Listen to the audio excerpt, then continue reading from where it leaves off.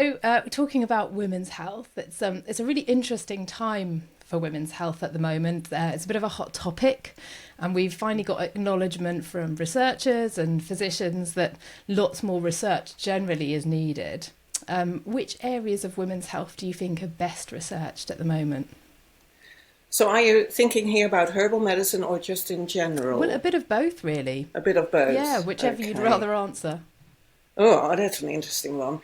Well, I think probably the menopause is pretty well researched, and then we have all these controversial things coming out anyway, isn't it? With the whole Women's Health Initiative studies, where one time we said no HRT, and now it says, oh, it wasn't actually that bad, so it's okay to use HRT. So very confusing messages coming out there. But there's some interesting background going on, although it's interesting with a lot of that research how many gaps there are all the time in really understanding what is going on.